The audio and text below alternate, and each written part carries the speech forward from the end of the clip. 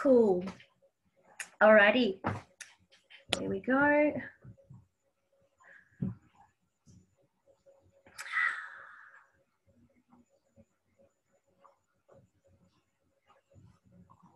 Hey, Tracy. I'll just make sure that you've joined us and you can hear us. There's a bit of a problem with Tracy joining us. Can you hear me, Tracy? No. So what we might do, Tracy's still having some problems. I'm sure she can pop off and then come back on. But let's go into our beautiful Copaiba. So welcome, everyone. Yes, it was time to talk about Copaiba. Copaiba is one of those essential oils which I, when it was released in 2017, I believe, from doTERRA, I knew absolutely nothing about Copaiba. Hadn't heard of it. It's not a native plant to Australia, and I just didn't have enough experience with essential oils to know about Copaiba. So we're going to dip into a little bit of science, but I believe that it's really important when we're looking at our essential oils to know how they work and how they work within the body. And in particular, Copaiba there's been a lot of research done over the years, especially more recently with doTERRA, when they were able to secure a Copaiba source that was at the CPTG doTERRA standard. It's been around for a very long time, this particular oil, but I believe that with all products from doTERRA, unless it's actually CPTG and it goes through all the rigorous testing, and they can and I think the main thing is as well with doTERRA that they can guarantee production of an oil for years to come. So any essential oil that they put on the market is usually being researched for many years prior. We just don't hear about all the research. So doTERRA about 3 to 5 years ahead of what we see at the moment. So just know that Copaiba, when it came out in 2017, was probably in sourcing production and making sure that they had those partnerships and those co-ops sorted well before it hit the shelves. And also it's that continuity. I mean, what would we do if we lost Copaiba? I don't know. I wouldn't be happy if we lost Copaiba, I can tell you right now. So here's a little bit more. Let me just see if I can do this well. It's been a little while since I've done an online presentation. Oh yeah, we are working. Good. I'm just going to minimize this, and hopefully if anyone else pops in, I'll just check again. We've got Barbara. I don't know if Tracy's there, but Tracy, if you're there, hi, welcome. If not, you can watch the recording. So this is one of the, this is how I look at the body. So I know we're here to talk about oils, but I like to just do a little pause and take you back a little bit into the way that I believe the oils interface when I'm working with them. So this sort of statement has come through from quite a few months of me thinking, what is it that I really want when I'm talking to people about oils? And for you wonderful ladies that are on here tonight with me. And I really do believe that a lot of the time we miss messages from our body, and that we have taken a little bit of a back step in our capacity to communicate with our body. And that's been many, many, many reasons. And so when we start using our oils, I don't know if you guys have noticed, but there's this little amazing thing that happens where all of a sudden you start to grab essential oils that you may not understand why, and why you're drawn to some, and why sometimes you just actually don't want to have anything to do with a particular oil. It's because you're actually paying attention to this internal communication system. And when you begin to work with the oils and work with your intuition and work with your body, you begin to recognize that there is an incredible amount of communication that's happening. And the oils are a great, very simple sort of quick step into understanding a little bit more about yourself, and they just open doors. So when you think about your body, just remember that it's always in a space that it wants to move into homeostasis, which is a balanced internal state. Now, a lot of the times we cannot control our external environment, and that's part of our personal development, but we can begin a communication with our internal environment. So things like meditation and yoga and journaling and a whole bunch of other things can lead us to having a greater understanding. Or we can use essential oils, which in a very interesting way, in a completely different format, can help us do this. So when we begin to communicate from a really deep level, almost at a cellular level, we can begin to even interpret what's going on. And I love this, and I love how much the oils have been able to help me do this interpretation. So for those that don't know me, I've been using the oils since 2010. These are the doTERRA oils. They were the first essential oils I experienced and I used professionally. I had dabbled with essential oils in the past, but went, I don't know what the fuss is about. It's just something I bought at the market. You know, it smells terrible when it gets burnt and the water dries out and those little oil candle holders. And I thought, whatever. But when I was introduced to the oils, I sort of kept a little bit of that cynicism a little bit around them until I did some more research. And that was about 3 years in. So it was only 3 years after I started actually using the oils for myself and in the clinic that I began to think there was something in this and I better look into it.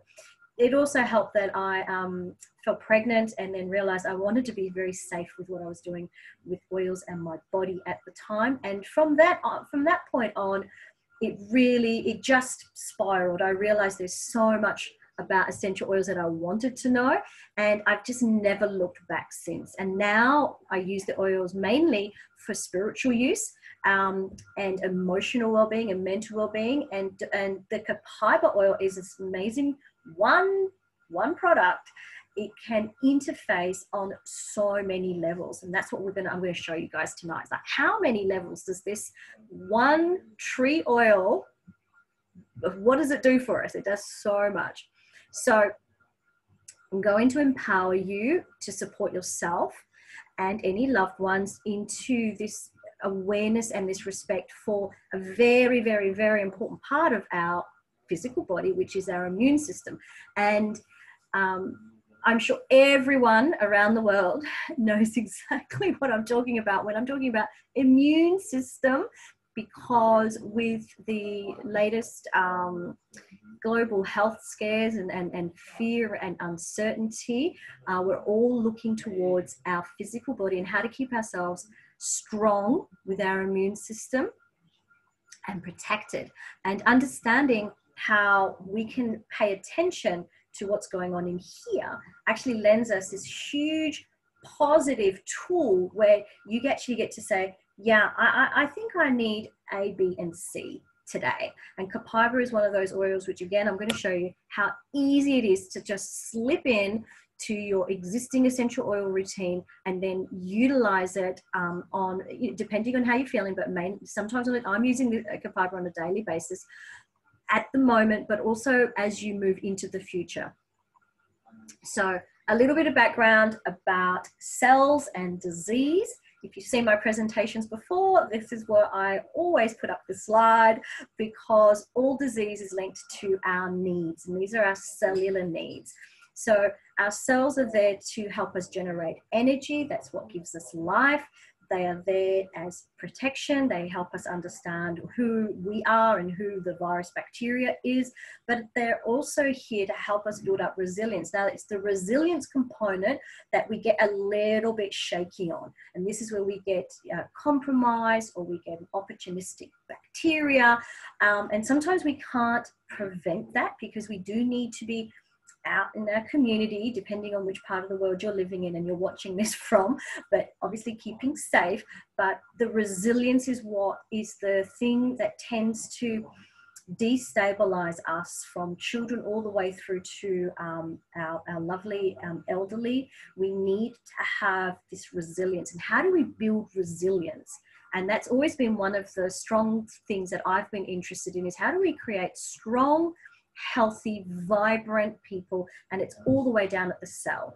So the oils work at the cell level. So they are active ingredients. They work on the surface of the cell, and oils are, interestingly enough, they are selective. So we can use one oil, and, you know, if we don't have the oil for that particular usage, we can substitute for another oil. But generally speaking, oils are extremely selective, and Copaiba is in particular one of those oils. So again, if you've watched my videos before, we go through the safety and the 3 ways to use the doTERRA essential oils. So aromatic, topical, and internal. Most of you guys that are on this with me right now are more than likely already using them all 3 ways. I know I'm using them all 3 ways. Now, the Copaiba oil has been approved in Australia for internal use via the TGA. If anyone would like that information, it's on my holistic page. There's actually the TGA statement with the code, which recognizes it as a TGA approved product, particularly for UTI. And that's the main way that doTERRA has been qualified to be actually used in Australia as an oral supplement, so to be taken orally or internally. And yes, if you want that, that is available as well. So you can quite safely talk about Copaiba to your friends and family, and not have so many feelings of restrictions about talking about certain oils. There are more oils coming through as well, an extra 4 or 5 getting TGA approval. So Copaiba, here she is down here, comes from this part of the world. And as you can see, this is a great chart about where oils are sourced from in doTERRA. And so Copaiba is sourced in Central and South America. So how does your immune system work? And this is my version. There is a lot about the immune system. Please do your own research and just dive in a little bit more if you wish to know a little bit. We'll be talking about particularly how Copaiba works in conjunction with particular receptors in the body and why it's such a transformative essential oil to have in your toolkit. But when we're looking at the immune system, which is my favorite way of using Copaiba, the immune system is about self-recognition. So let me explain just briefly. Self-recognition is the capacity for an organism, human, to recognize the I am. So the I am tests, and tests and the cells in my body that make me, from my DNA to my RNA and everything else, is a test organism, okay? It's Teresa. Anything that is not me, virus, bacteria, parasites, fungi, negative energies, other people, that is self-recognition, and that's exactly what your immune system does. So on a energetic level, any type of immune system issue where we're moving into long-term disruption with inflammation or even autoimmune is an imbalance in the capacity of that particular human to do self-recognition. And so there are a lot more autoimmune issues out there. It is multifactorial. There's a lot of reasons why our immune systems are not as strong as, say, our grandparents' immune system. There are a lot of factors, but when we're looking at this self-recognition, it's about me identifying who I am and then my body recognizing who is me versus who is not me. If anyone's got any questions, please unmute yourself, put your hand up. Let me just have I'll pop you into gallery view so I can see you guys. If you've got any questions, please let me know. But there'll be time at the end as well. Is everyone with me when I just said that? Yeah, cool. So let's get into Copaiba. So Copaiba is obtained by steam distillation of the resin or the liquid, which then turns into a resin, and it's from 4 different species. When doTERRA first brought out Copaiba, I was like a purist. Why on earth do you have 4? Like, what's wrong with just having 1 Copaiba? Which Copaiba also can be pronounced Copaiba, so you may find some fancy people with more Latin in their language, saying Copaiba, which sounds pretty funky. I think a lot of people in the US call it Copaiba, but we're as Aussies, we call it Copaiba. And there are 4 different trees that they source their Copaiba, which then goes into just one bottle. So you just get all 4 species of Copaiba in one bottle. So you'll notice on the bottle, it won't have, like it does on many of its particular, on doTERRA bottles, you'll have the botanical name. This bottle here just says Copaiba, I can't even say it, essential oil. So Copaiba essential oil, and there's the Copaiba trees, and they're the 4. So they're all native to Central and South America. Now, here's a little image of exactly what it looks like when they tap a Copaiba tree. Now, these trees, like the frankincense trees, have usually been handed down across the generations within families, and they have very set trees and numbers of trees.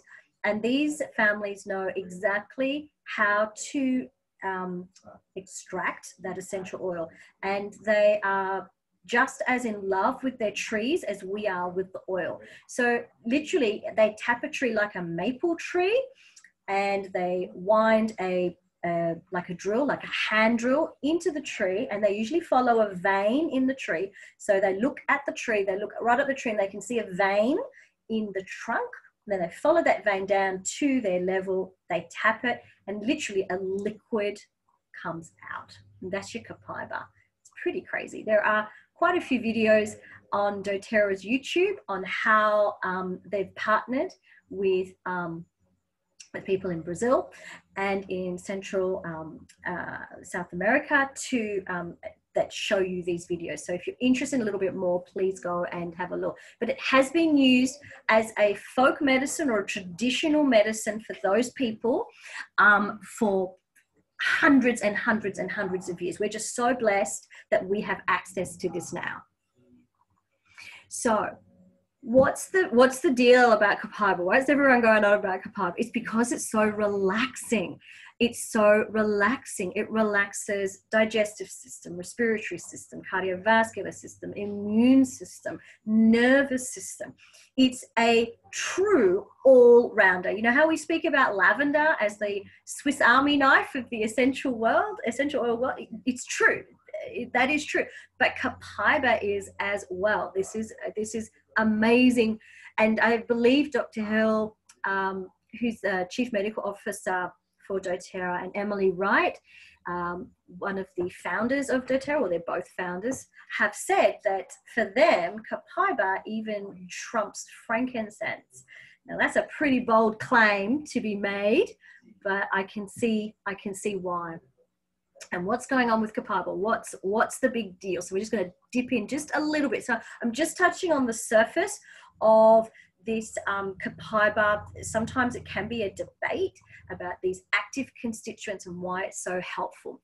It's the beta-caryophyllene, which is also, believe it or not, found in black pepper.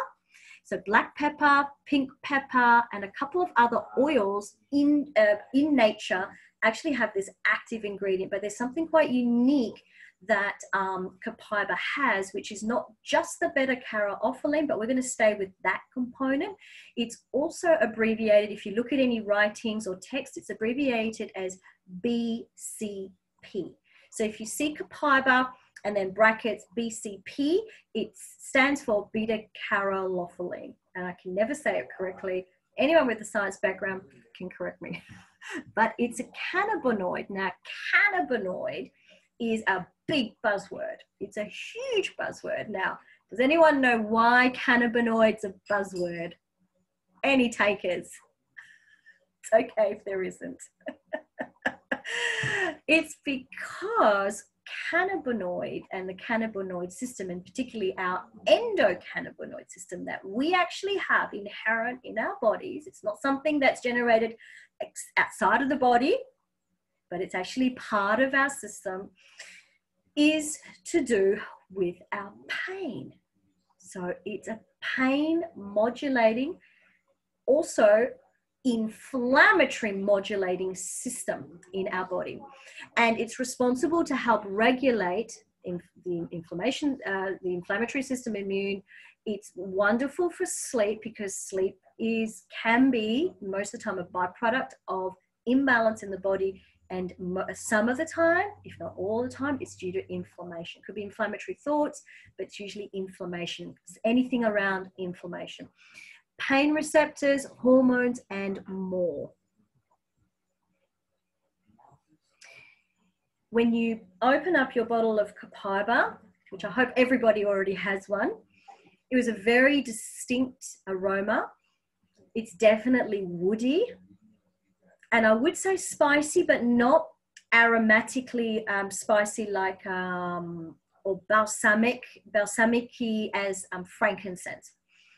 But it's the caryophyllene, which again is also found in black pepper, which is the active constituent. So if you look at some Copaiba facts, you'll see that the majority of a bottle of Copaiba, in constituents, the main body of essential oil of Copaiba is this caryophyllene.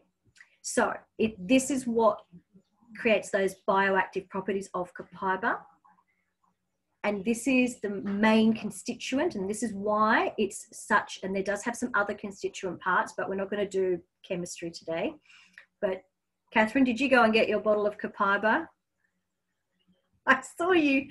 I was like, she's going to get a Copaiba because she's like, what's that smell again?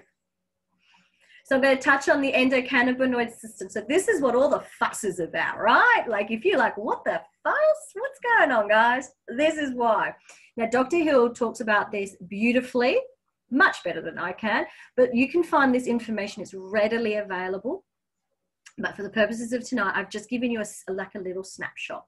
So this endocannabinoid system, again, abbreviated to EC, helps us manage certain functions or dysfunctions in the body, essentially physiological responses to stress.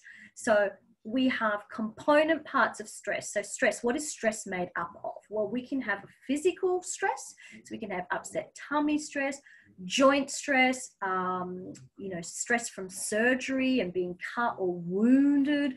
And then we can have stress from mental stress, emotional stress, anxiety, worry, uncertainty, doubt. That's still stress. And sometimes we don't quite pay attention to the effects of stress. But from my background, anything that starts to show up in the body is a form of emotional disruption based on thoughts and feelings. And if they've been there long enough, they can form behaviors or thought patterns, which then shape our personality. And then we really pretty much end up believing whatever we're believing in. But really, a lot of the time, it's about this coming back to us and looking inward, not looking so outward, and then talking with the body. So this is a very important system to be in touch with. There are two structures in the endocannabinoid system, which you'll hear many people talk about. Maybe, maybe not, but here it is. We have two receptor systems in our body, CB1 and CB2. And the CB1 receptors are found in the brain and the nervous system and are linked with pleasure and reward. So when we're looking at cannabis and the smoking of marijuana and some CBD oils, which do have active ingredients of TCH in them, they can be working on CB1 and CB2 receptors, but mainly CB1. And that's what produces the hallucinogenic effects, but also can be pain relief. So there are quite a few countries that do prescribe medical grade marijuana as a pain relief via, smoking the leaf. CBD oil is different again versus hemp oil. And what tends to happen? Oh, did I lose everyone?